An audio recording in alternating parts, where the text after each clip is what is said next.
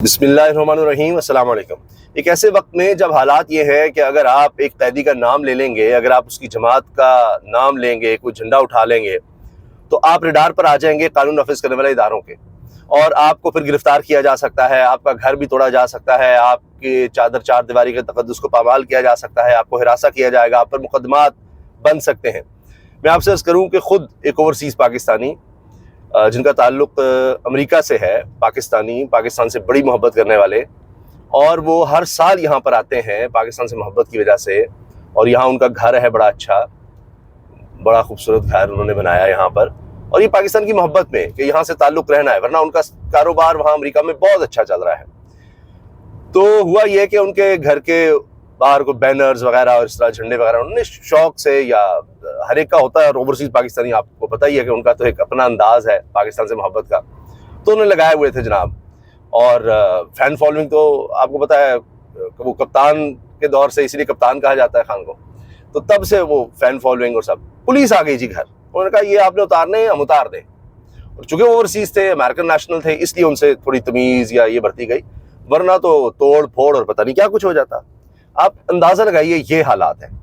ऐसे वक्त में मशहूर आलिम दीन मौलाना तारिक जमील साहब ने इरशाद भट्टी साहब को इंटरव्यू देते हुए इमरान खान की बहुत तारीफ़ कर डाली, और वाज़ेह तौर पर जवाब दिया कि अगर मुझे मिलने दिया गया इमरान खान से, जेल में मुलाकात करने दी गई, तो मैं कहूँगा कमाल कर दिया तुमने खान, तारीख़ रकम कर दी है तुमने, तारीख़ बदल दी है तुमने। और ये भी कहा कि मोमिन आदमी है। कैसा आदमी है? इरशाद भट्टी साहब ने जब पूछा, उन्होंने कहा जी कमाल आदमी है। माजी में भी वो तारीफ़ करते रहे, जो इद्दत केस खान पर, उनके अहलिया पर बनाया गया, उसके खिलाफ बात करते रहे कि क्या कर रहे हैं, क्या करें, लेकिन जब शर्म हया ना रहे तो आप जो मर्जी करते रहे। तो बहरहाल अब तारिक जमील साहब जैसे शख्स के लिए आसान नहीं है खतरात मोल लेना, जब आप एक तरह से पब्लिक फिगर भी वो है। तो इस वक्त में कोई आसान नहीं है इस लेवल पर बैठ के कोई खान के हक में कोई बात कर रहा है, तो बड़ी बात है।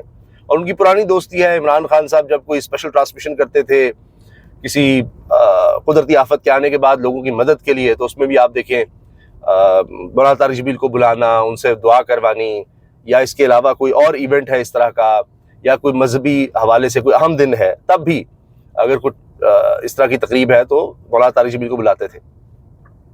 तो दोस्ती तो तब भी पता लगती है जब मुश्किल वक्त इंसान पर आए, तो तब उसके साथ खड़ा हुआ जाए। तो बहरहाल मौलाना तारिक जमील साहब ने बड़ी बात है कि ये कहा है, और वो मैं आपको सुनवाता हूँ जो इरशाद भट्टी साहब को इंटरव्यू दिया है। और ये मेरा ख्याल है उन्हीं के इंटरव्यू का क्लिप है, और उसमें काफ़ी ज़्यादा म्यूज़िक वगैरह साथ है। तो बहरहाल वो एक अट्रैक्शन पैदा करने के लिए म्यूज़िक साथ है, वो मैं लेकिन आपको सुना देता हूँ। मौलाना तारिक जमील ने वैसे कहा कि इमरान खान सच्चा, दयानतदार और मोमिन आदमी है। मुझे यकीन था कि वो ये कैद काट लेगा।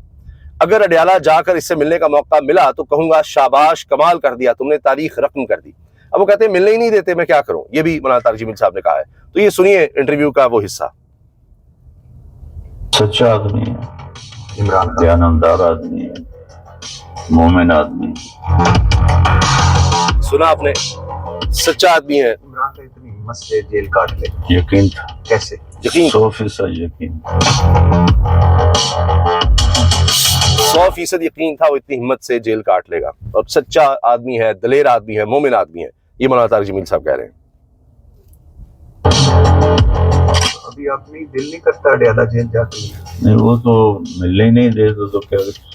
आपके तो सारे आपका दिल नहीं करता अडयाला जेल जाकर मिलने को? कहते हैं वो तो मिलने ही नहीं देते, तो क्या करें। जुल्म की इंतहा देखें आप। मौलाना तारिक जमील साहब जिनका बहुत असर और रसूख है, और यही बात इरशाद भट्टी साहब ने की, आपके तो सारे जानने वाले हैं, इनको भी नहीं मिलने देते, तो बाकी तो आप बात ही छोड़ दें।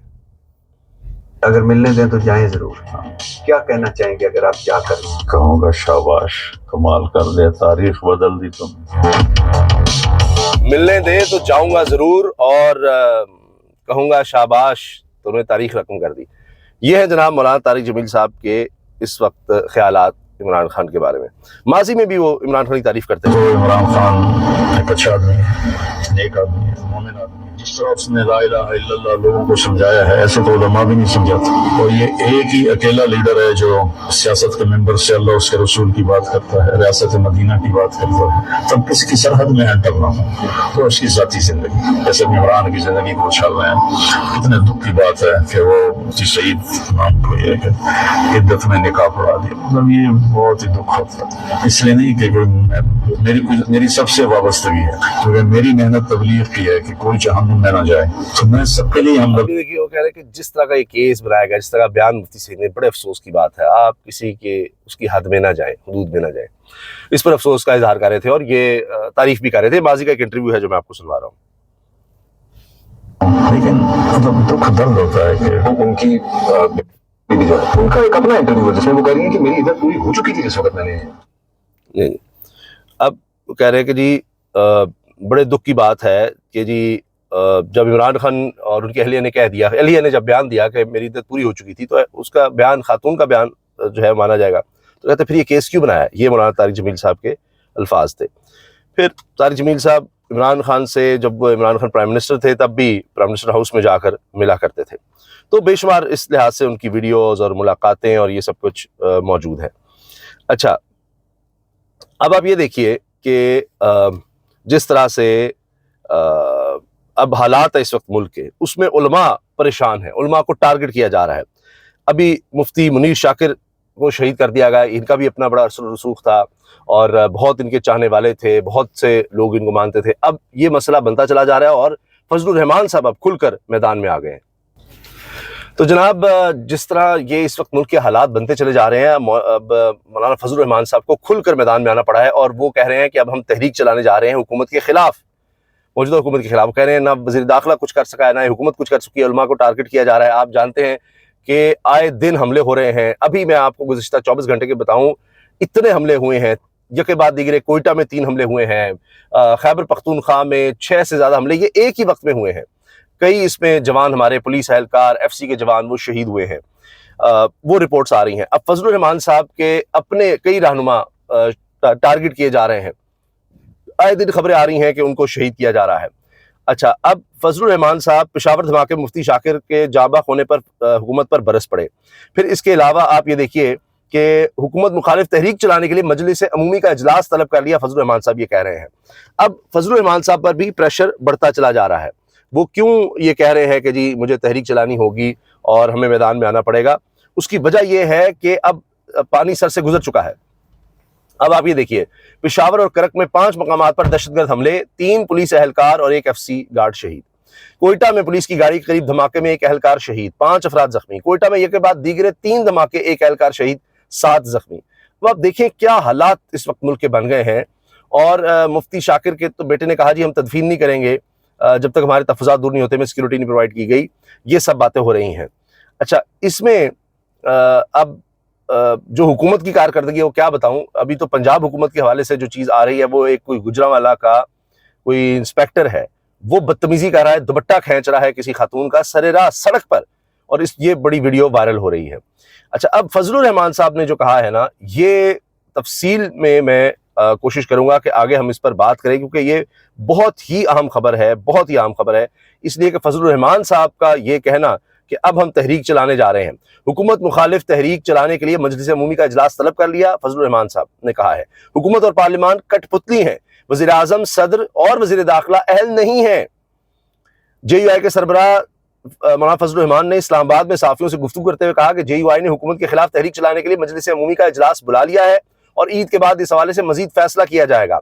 हुकूमत और पार्लियामान कठपुतली है, वज़ीर आज़म, सदर और वज़ीर दाखिला अहल नहीं, मौजूदा हुक्मरान इलेक्शन जीत कर नहीं आए, रियासत खतरे में है। हैरत है कि हम अपोजिशन में होकर मुल्क का सोच रहे हैं, जबकि हुकूमत मुल्क का क्यों नहीं सोच रही। वज़ीर आज़म इफ्तार के लिए दावत दे रहे हैं, मगर मुल्की मसाइल पर बात क्यों नहीं कर सकते। पोस्टल सर्विसेज, DW और दीगर जगहों से लोगों को निकाला जा रहा है। मुल्क के हालात बद से बदतर होते चले जा रहे हैं, तलखियां बढ़ रही हैं, अमन व अमान की सूरत हाल बिल्कुल ख़राब हो चुकी है और आसिफ अली जरदारी बस इंजॉय कर रहे हैं और वो वाहिद शख्स हैं जो सूबाई असम्बली और ऐवान सदर खरीदने की सलाहियत रखते हैं। आड़े हाथों लिया उन्होंने और कहा कि हमने काबुल एयरपोर्ट धमाके मुलव्वस मुलजिम की गिरफ्तारी में पाकिस्तान की मामले पर कहा पाकिस्तान ने बकरा पेश किया, ट्रंप खुश हुआ और हुकूमत ने ईद मनाई। हुकूमत ट्रंप को बकरा पेश करने के लिए इंतजार में थी। ट्रंप के आने से अपोजिशन खुश जबकि हुकूमत खौफजदा थी। बकरा पेश करते वक्त मुल्क खुद मुख्तारी नहीं देखी गई। इस मौके पर डॉक्टर आफिफ सिद्दीकी की रिहाई की बात की जा सकती थी मगर खामोशी रही। नाजायज इक़्तिदार को बचाने के लिए हम में से किसी को भी बकरा बनाकर पेश किया जा सकता है। मुझे भिजवाए गए थ्रेट अलर्ट मज़ाक़ खेज था, इस पर उन्होंने बात की। और फिर उन्होंने एस्टैब्लिशमेंट पर भी तनकीद की, जो दहशतगर्दी हो रही है इस पर भी बात की, अफगानिस्तान की सूरत हाल पर बात की, तफसील से उन्होंने गुफ्तगू की है। और फिर इलेक्शन कमीशन पर उन्होंने तनकीद की।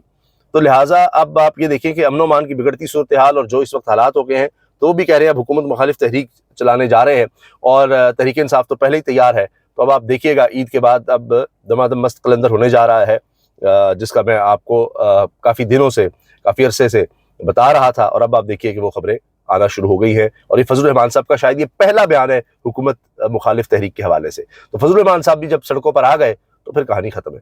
इजाज़त दीजिए, अल्लाह हाफ़िज़।